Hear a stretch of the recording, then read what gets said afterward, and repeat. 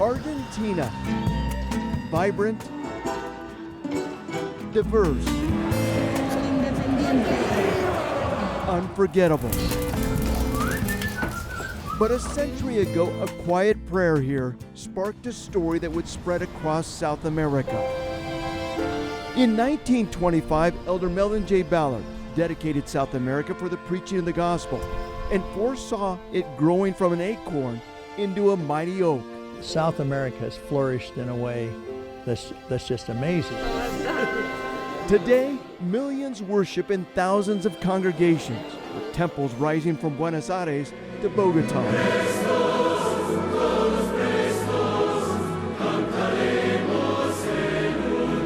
A cause for celebration by the Tabernacle Choir in the heart of Buenos Aires. We are baptizing more than other time in the history of the church. The stream of missionaries that came and just kept on coming brought most of us to tears. Across the continent, Latter-day Saints celebrate 100 years of faith. Just like this warm feeling inside, and it's great. What Elder Melvin Ballard did was to unlock the power of heaven. Not only the church has grown, but it's becoming influential. Government officials respect what we do. The Lord is hastening His work in His time. From Acorn to Oak Tree, a 100-year legacy in South America.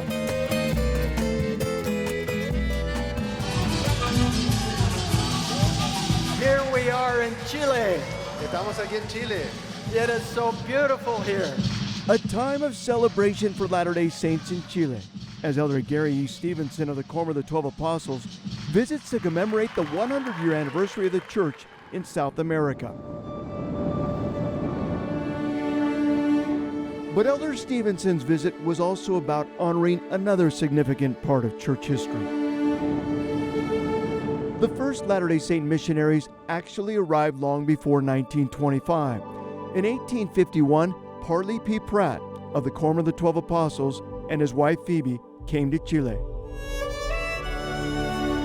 Tragically, instead of growing the church, heartbreak struck.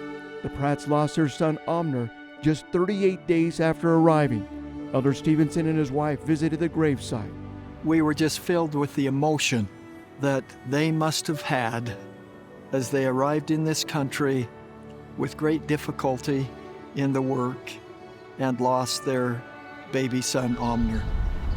Nearly 75 years later, Elder Melvin J. Ballard arrived in Argentina. This is where it all happened 100 years ago. It was Christmas morning, December 25th, 1925, when Elder Melvin J. Ballard and a couple other church leaders came to this very spot and dedicated South America for the preaching of the gospel. A monument now stands in remembrance of that historic day. What has happened since then is stunning. Today, there are more than 4.4 million members of the church in South America, with 5,600 congregations. It's almost unimaginable when we think of what has taken place in the lifetime of many of the members who are alive today. This brings to me a rush of emotion, of a sense of gratitude, of a sense of excitement.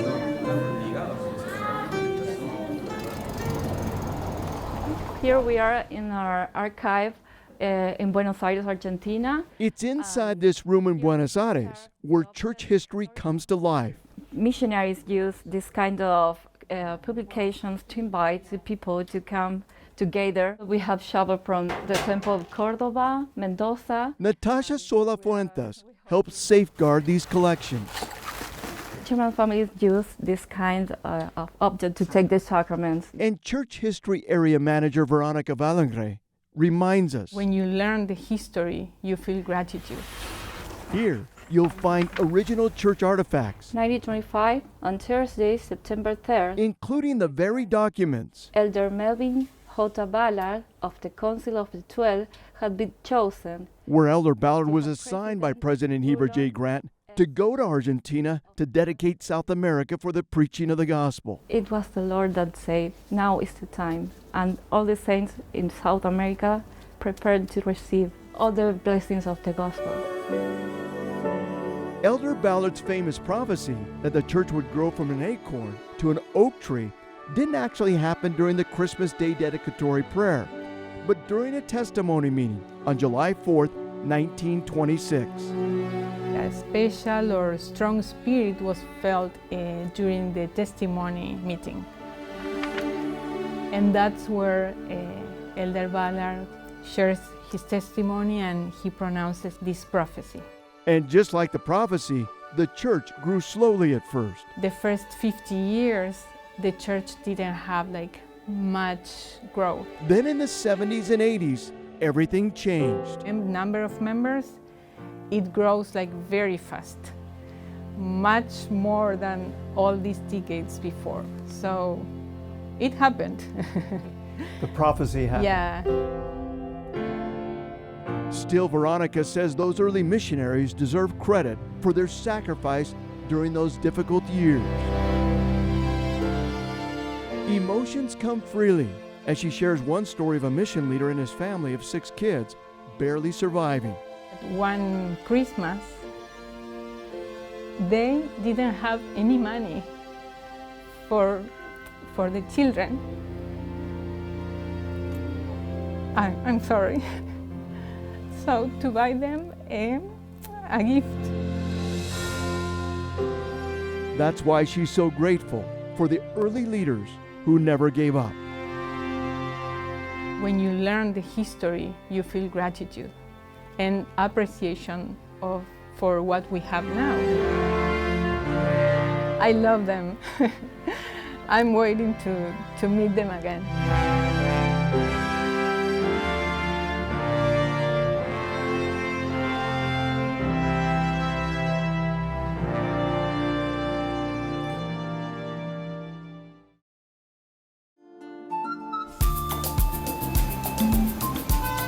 The streets are alive. Here in Argentina, the gospel moves in step, quietly, powerfully.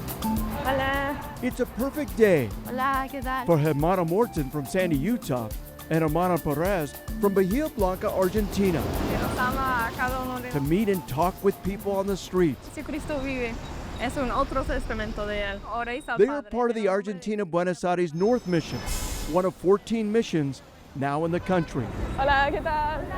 And now they say the work is booming. Well, the work is going amazing. We receive a lot of people that are having interest in learning more. I think the hearts of the people are being prepared for this time. Y realmente sabemos que Él hace posible que For Hermana Perez, this year's celebration is especially meaningful because she was born and raised in Argentina, and her family has witnessed the growth firsthand. Muchas gracias por su tiempo. my mom became a member just 30 years ago. So my family and I, we are part of this prophecy. Missionary work in Argentina in 2025 I am here. This is the family who I lived in Brazil. looks very different from missionary work in the 1960s. How old were you here? 20. 83-year-old Noel Grant was one of those missionaries 65 years ago. Esto es Elder Real. So was 84-year-old Hilda Araujo. The two were companions, called as building missionaries, helping oversee chapel construction. 1953. Sí, the missionaries gave to my father. Noel still has the original Book of Mormon. The first Book of Mormon in my house. 2 American elders gave her family when they knocked on their door in the 1950s. So very special. Yes, very special, very special. Cuando yo entré en la iglesia, When I started going to church, there were 6 members in my branch. And Hilda still gets emotional as she recounts her marvelous dream to listen to the missionaries. al poco tiempo, A small door was opened and a young man went out and stretched his hand. 2 weeks later, missionaries knocked on the family's door. acordé de ese sueño porque and I saw them, I had the same feeling I had with the dream, kind of like recognized them. Two former missionaries with a front row seat to the church's growth. Aunque no son miembros. Many people is joining the church now. Yo siento que ha sido una I bendición. feel this is a great blessing, what this country is living now.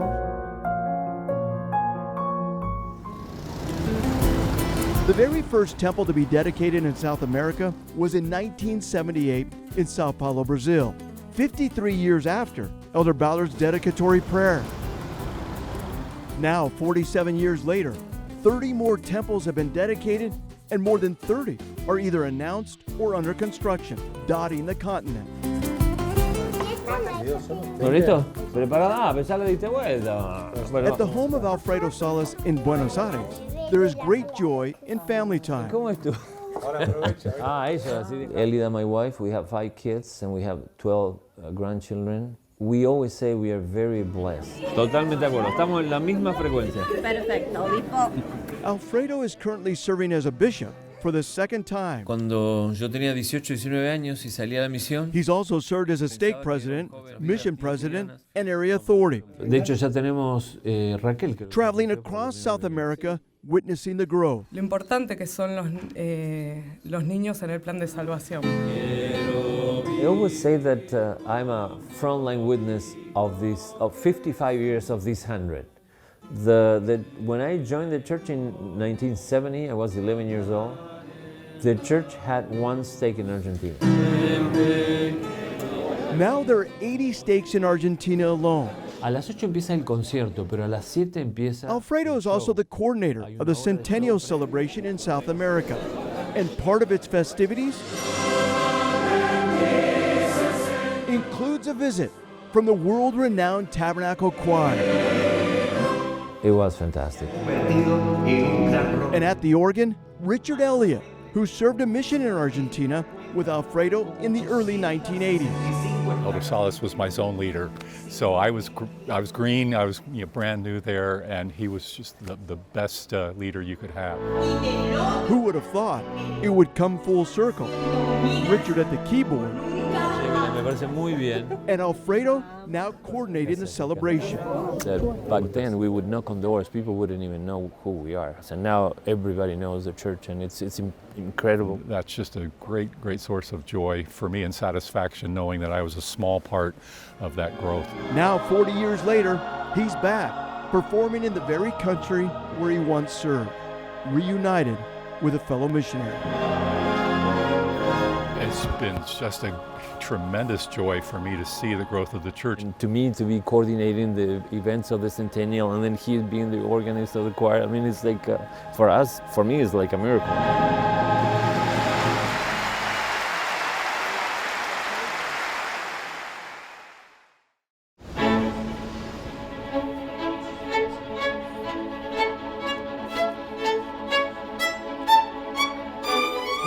A group of young musicians with incredible talent,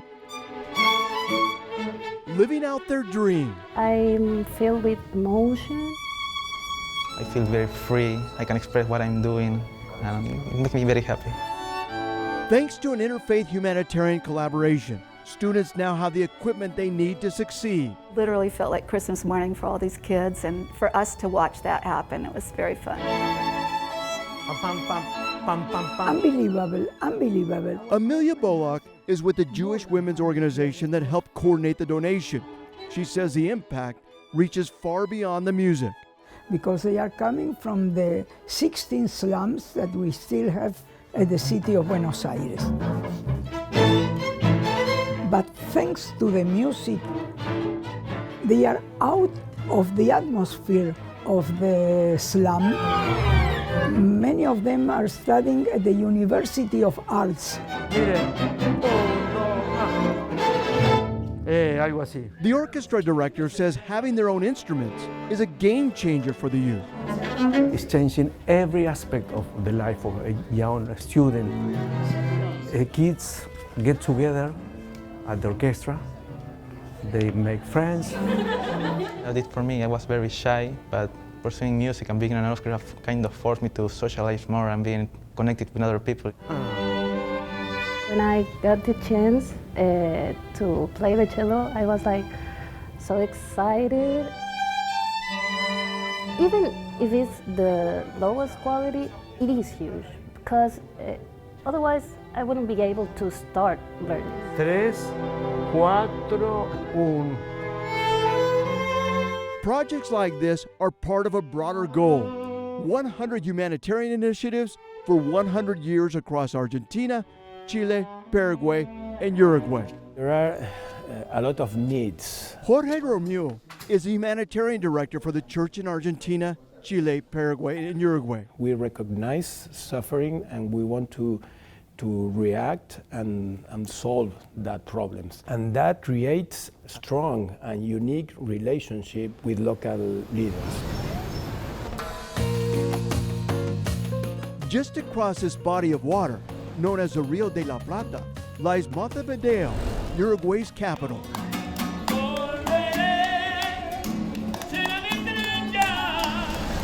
It's here where another major humanitarian project is unfolding. This one taking place at Uruguay's largest public teaching hospital in the country. Okay, mire para adelante, si tan amable. Where Dr. Marcelo Galarreta, an ophthalmologist, provides critical care and teaches future eye doctors. This is JAG laser to perform surgeries in the eye. He says none of this would be possible without the latest high-tech equipment donated by the Church of Jesus Christ of Latter-day Saints. Oh, very, very critical, yeah. Because this equipment are tools for us, for treat our patients. And the better the tool you have, the better the treatment you perform. It was 16 years ago that Dr. Galarreta was in his office praying to the Lord for help. How was he going to teach his students and treat his patients with the equipment he had? Then a miracle happened. If you have faith, maybe a miracle. I had faith. Shortly afterwards, Dr. Galarreta, who is not a Latter-day Saint, received an unexpected knock on his door. And said to me, Dr. Wen from the Church of Latter-day Saints, do you know any equipment? Can we serve you in this way? I was surprised because I thought that the Lord was responding me. Today, Dr. Galarreta has the modern equipment he needs to change lives. Perfect. All the difficult cases come here from all the country. And to teach ophthalmology with the proper tools is very important. For patients like Gustavo Alberto, the difference is life-changing. Care he once thought would require leaving the country is now close to home. Sentir que hay alguien que se ha preocupado en que esta tecnología pueda llegar al alcance en el momento en el que me sentía desamparado, fue muy buena. This, Jorge Romeu says, is what humanitarian work is all about. We love what we do.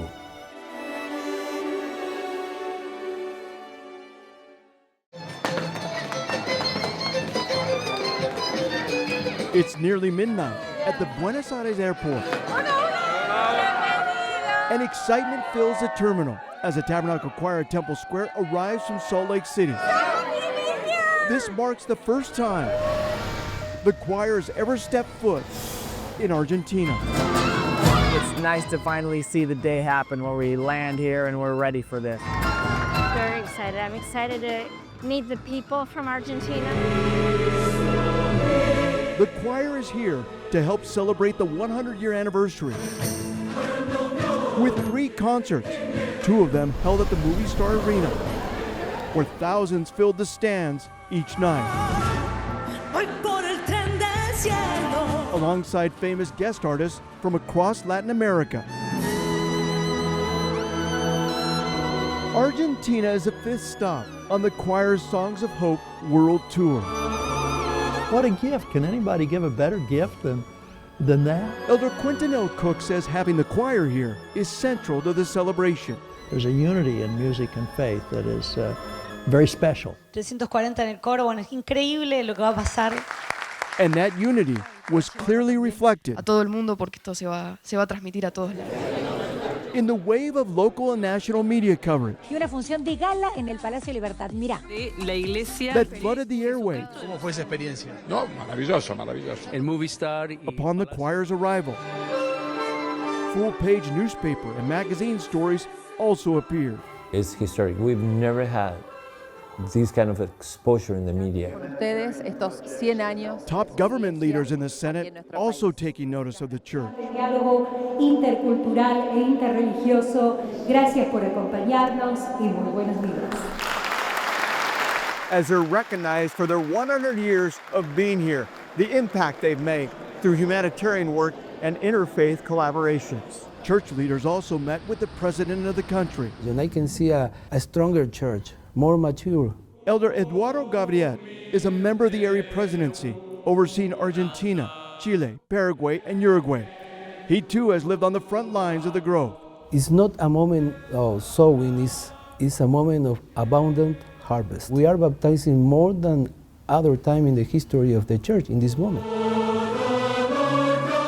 For choir member Rebecca Kimball, this trip is deeply personal. She's a great-great-granddaughter of Elder Melvin J. Ballard.